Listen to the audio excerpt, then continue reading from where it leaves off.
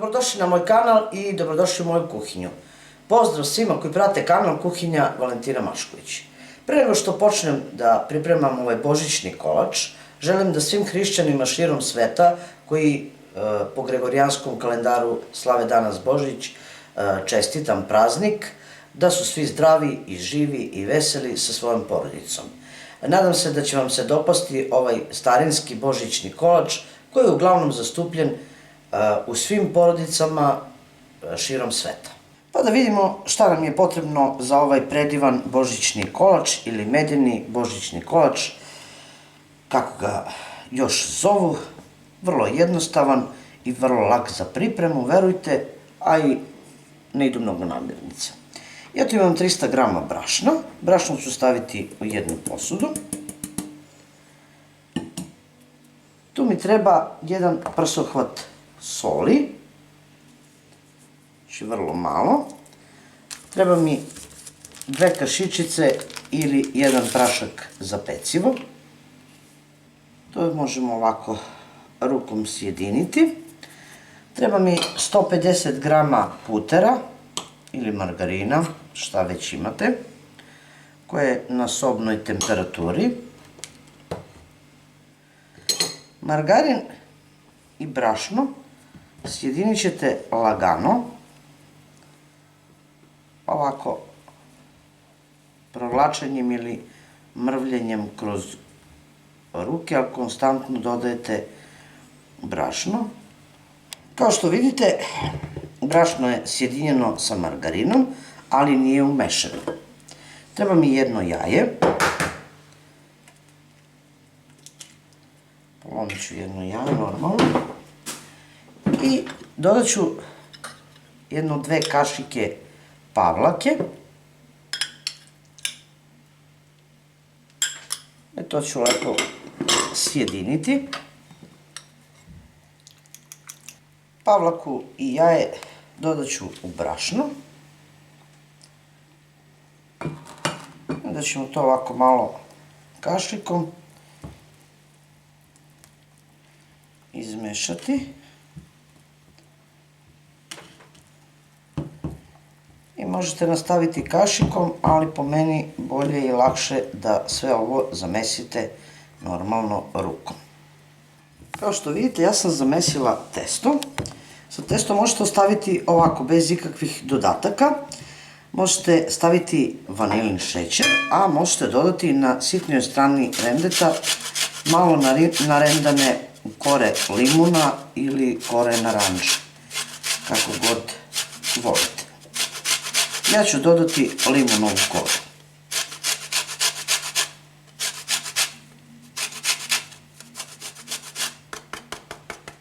Koru jednostavno sjedinite sa testom.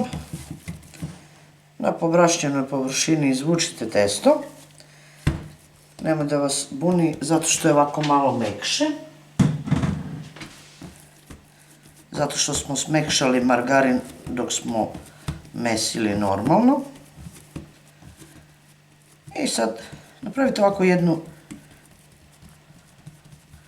loptu, što bih ja rekla, i podelite je na 4 jednaka dela.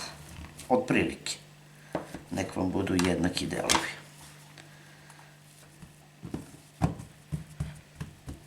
Evo ovako.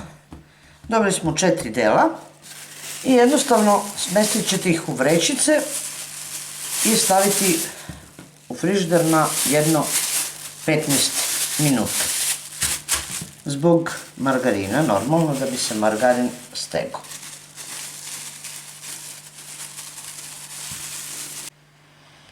Dok mi čekamo da testo odstoji jedno 15 do 20 minuta u frižideru, pripremit ćemo nadev. Nadev nije teško pripremiti. Ja tu imam po 250 do 300 grama vam treba oraha, 100 grama lešnika i 100 grama suvog grožđa i 250 grama šećera. Tu imam još malo oraha za dekoraciju, med, normalno, pošto je medeni božićni kolač, med nam treba za prelivanje i 100 grama margarina, ali to za kasnije, da se otopi.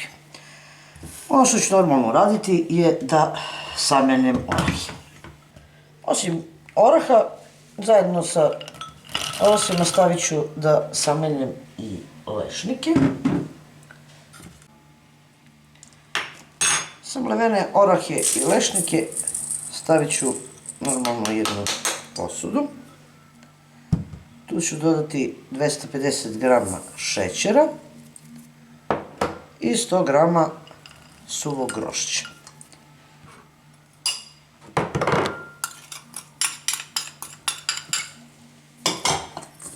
Jednostavno ove suve sastojke samo izmešajte i ništa više. Sačekat ćemo testo pa idemo dalje. Evo, kao što vidite, ja sam pripremila jedan pleh obložen pek papirom. Možete i ovako, ali lakše vam je sa papirom da izvučete. I otprilike imam jedan ovako pek papir veličine ovog pleha. Uzet ću jedno testo.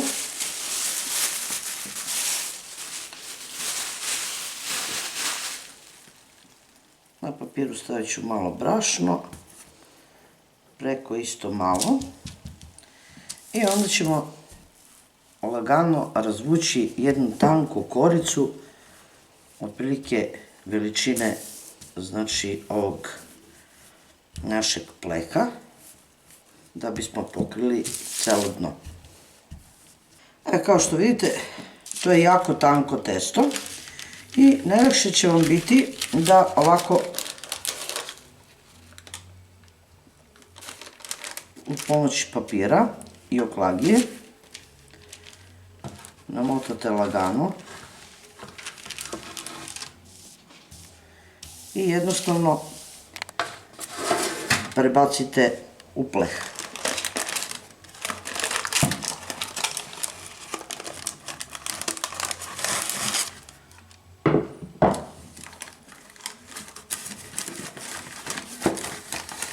Evo, ako niste dostigli neku željenu, znači, veličinu, slobodno rukom razvucite ili ponovo vratite normalno, ali možete i rukom da istanjite, da svuda pokrijete dno. Kao što vidite, prvu koricu sam rasporedila i odmah ću razvući i drugu koricu. Pripremit ću i drugu.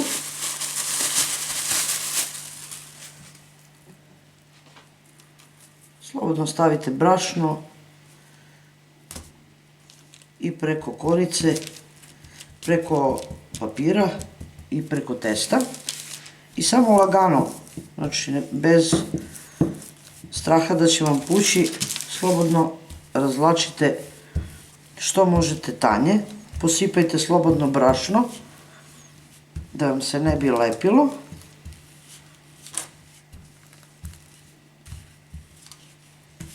Kao što vidite, i drugu koricu sam pripremila.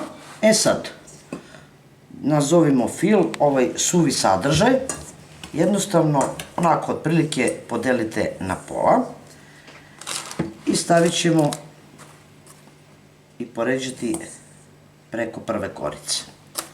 Znači, jednu polovinu sadržaja našeg fila. Nakon što sam nanela polovinu, uzet ćemo ovo testo i sad možete zajedno sa papirom jednostavno prekrijte ovaj prvi sloj, skinite papir i lepo poravnajte. Znači, ako je malo duže, slobodno povucite.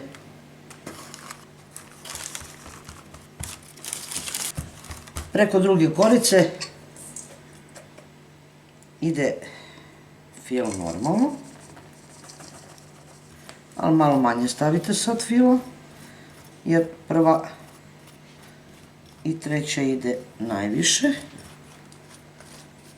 Znači, otprilike sad jednu polovinu, a možete i podeliti ako želite na 3 dela, pa da svuda imate isto.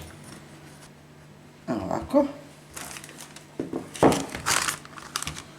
Onda ću razvući još jednu koricu.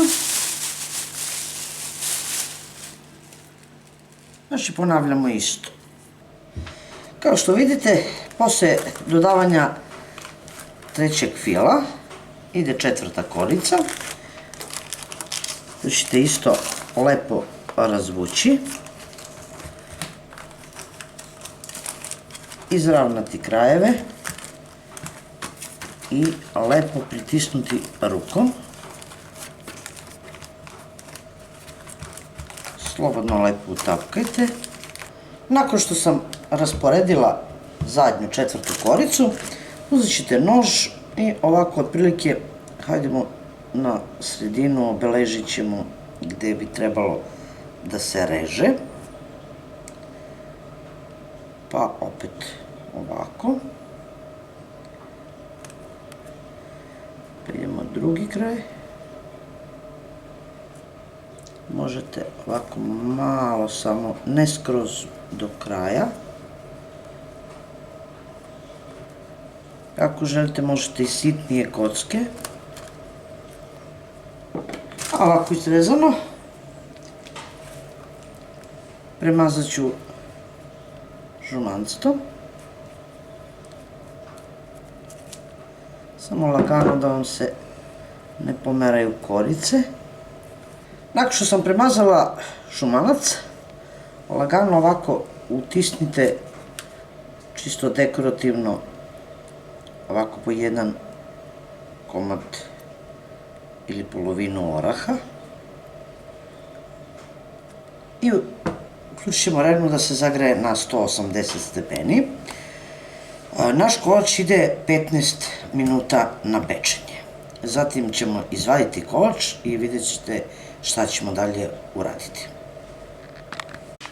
Nakon 15 minuta izrežite do kraja, znači do dna izrežite kolač. Treba će nam 100 g margarina ili 100 g putera. Evo ovako. I između ovih proreza nalijte margarin. Zatim ćemo vratiti ovo u rernu još na 30 minuta. Ako vidite da je odozgo ovako hvata baš onako koricu koja je, da vam ne bi izgorela, koja je onako tamna, pokrijte pek papirom nakvašenim, tako da vam kolač ne bi izgledao ružno. Nakon što sam posle 40 minuta na tihoj temperaturi pečenja izvadila ovaj naš božićni medeni kolač sa orasima, treba će mi od 150 pa možda i do 200 g meda, zavisno od veličine kolača i oraha koliko ste dodali, lešnika. Treba će mi med da to sve lagano premažem, a i sipam u tom središnjem delu. Ovako.